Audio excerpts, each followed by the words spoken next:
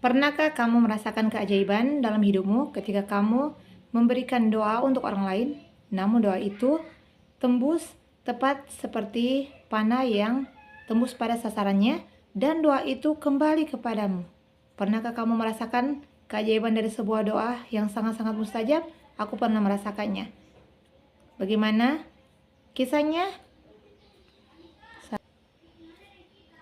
Penasaran dengan kisah saya? Mari kita simak. Hai, assalamualaikum warahmatullahi wabarakatuh. Salam pejuang keajaiban. Kali ini aku akan berbagi testimoni seputar keajaiban aku dalam hal berdoa karena mendoakan orang lain.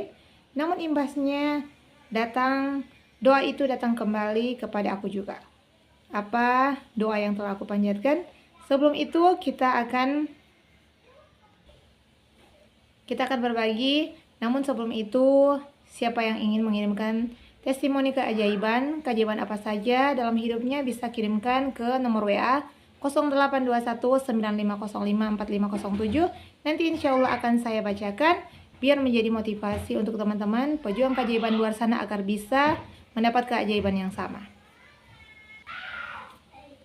Singkat cerita, aku pernah merasakan keajaiban ketika waktu mama aku masuk rumah sakit karena beliau itu sebelum penyakit corona itu datang, memang beliau sudah terkena penyakit itu terlebih dahulu, namun dari pemerintah setempat belum ada pemberitahuan sama sekali tentang penyakit tersebut. Namun ibuku sudah mengalami gejala-gejalanya sampai beberapa hari beliau berada di rumah sampai kami melarikan beliau ke rumah sakit.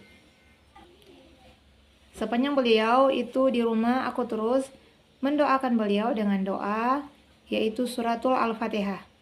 Surat Al-Fatihah itu aku kirimkan seperti ini. Ya Allah, aku kirimkan surat Al-Fatihah ini dan kuhadiahkan untuk ibuku, sebut nama beliau. Semoga Allah angkat penyakitnya, Allah panjangkan umurnya, Allah sehatkan badannya, dan Allah kembalikan dia agar dia bisa beraktivitas dan agar dia bisa beribadah.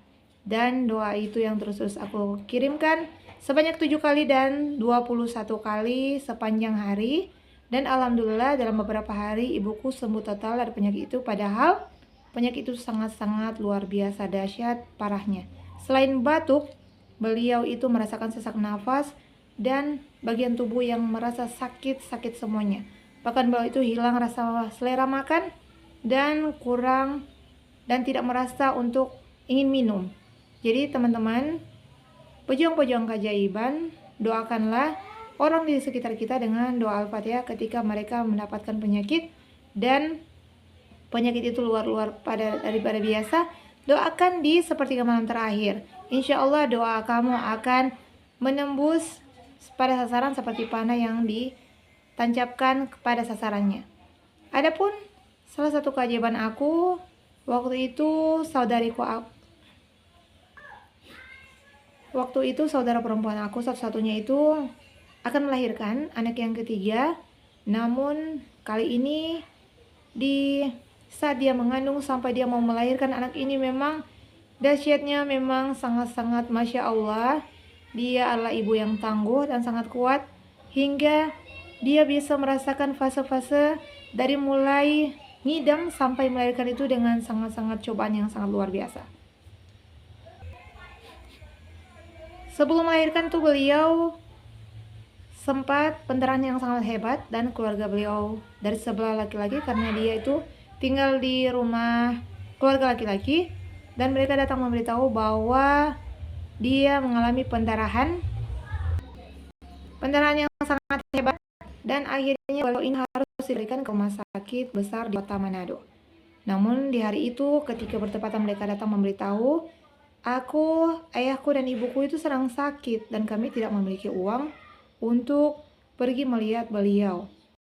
Keadaan tegang, apa yang kita bisa lakukan selain sholat dan mendoakan untuk kebaikan dan kelancaran persalinannya. Dan setelah sholat isya, aku melakukan sholat 2 rakaat sholat hajat, dan sehabis sholat hajat aku hanya duduk beristighfar, lalu aku mengirimkan suratul Al-Fatihah sebanyak 21 kali untuk beliau. Ya, cara praktiknya seperti yang aku lakukan pada ibu. Dan sehabis itu aku mulai duduk membaca salat munjiat sebanyak mungkin. Dan hari itu aku memakai tasbih digital. Tak terasa salat munjiat yang aku dawamkan itu sudah 500 kali. Dan setelah itu aku lanjut berdoa kembali untuk beliau.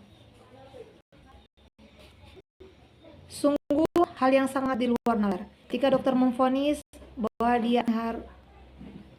memvonis beliau akan harus dilarikan ke rumah sakit, dirujuk ke rumah sakit besar di kota Manado, karena takut bayinya itu kenapa-kenapa, karena bayi belum lahir namun sudah pendarahan yang sangat hebat.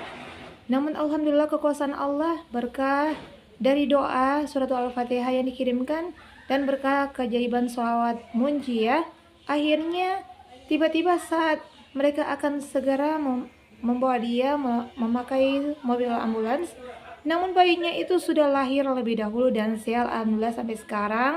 Bayinya laki-laki dan sudah setahun lebih, alhamdulillah dia ibunya sehat, bayinya sehat dan tidak ada masalah apapun.